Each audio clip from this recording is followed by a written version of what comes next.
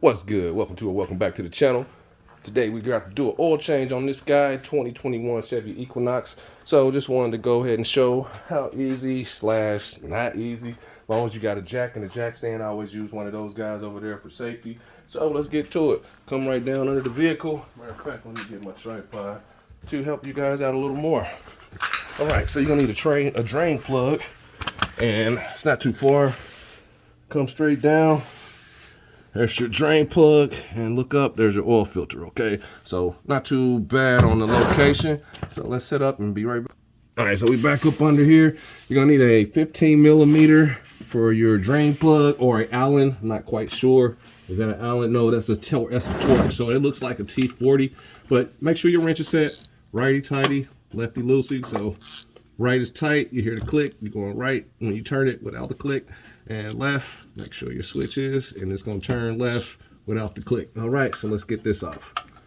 And in some cases they're real tight, but give it a few smacks like that.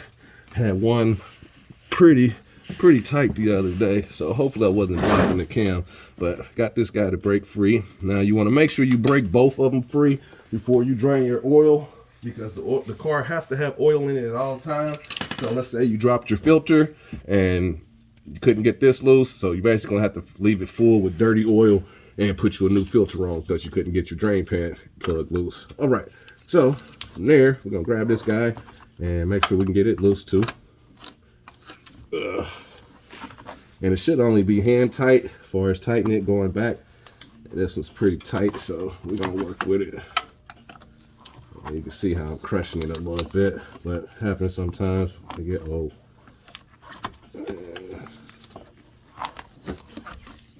Just keep spinning it. And this one's pretty tight. So just keep working it until it loosens up all the way. And remember, you're going to the left to loosen it. And just take your time. You'll get done. All right, let's see if that's loose enough for me. There we go. Yep. All right. So since we know those are free, broke free, and we can proceed, let's go ahead and start the draining process.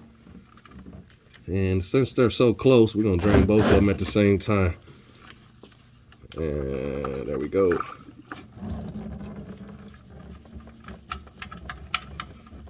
And not worry about the oil on my hands. Not today. We're gonna drain it off as much as possible. Let's put our drain plug on the ground so we don't drop it in our pan. All right, we're gonna let that drain for a minute. And after we do that, I shall be back here in a brief moment. All right, so we back under here. We're at a steady drizzle, and that's okay. All right, so this is the oil filter that we chose to go with. That's the parts number there. Hopefully it's showing up good. If not, let me move this out the way a little bit. All right, there you go, your parts number, S12060. All right, let's go ahead and get this out while we got our little drizzle right there. Let's take a little oil from that and go around the rim. And the reason why you do that, for those who don't know, because people be being smart butts these days, but you do this so your seal doesn't seal up in there from heat, locking it up in there. So it makes it easier to come out. And the way the first one felt, I don't think they did that. So going right back up. And for those who can't see, that's what that looks like up in there. Okay, there we go. Back over to the drain plug as well. All right, let's get this on there. After you get it up and get a couple of threads, you'll feel it lock, and then it should spin like that, freely, like that, until you get it tight, and you want it just hand tight only. So you get a clean hand and grip it like this, and that's it. All right, got a drain plug. If yours is real ugly or kind of rounded up here, you might want to go ahead and change it, because you don't want a strip drain plug. And like I said, this is a 15 millimeter, and it's some type of T as well if you need to go inside the middle there. All right, so we got that wiped off. Let's go ahead and tighten everything down underneath and move up top. And you want it tight and a little bit. That's it. All right, meet you up top. All right, so we back up top. All right, so this vehicle calls for 0W20. Okay, so you can use 0W20 or 5W20. Don't go any higher than 5W20 because of viscosity. But yep, 020 or 5W20. So don't go any different. And you can verify that for yourself on Google as well, or Siri, or all them girlfriends that we have. All right. Fuck it. Excuse me. Had to say a bad word. All right, but yeah, I try not to say too many of them. All right, so there you go on your oil cap. Right there, 020. All right, so I'm gonna set that to the side, grab us a funnel. It's a coolant funnel, and as long as they got the oil in and they sit okay. So regular funnel for like transmission and stuff like that, but as long as you get the fluid in there, all good. This one should fit for this specific vehicle and sit right there nice and safe. Sometimes they'll teeter-totter and stuff like that for you, but go ahead and get it in. All right, so calls for 4.5 quarts. So that's what it's calling for. So that's what we're gonna do, 4.5 quarts.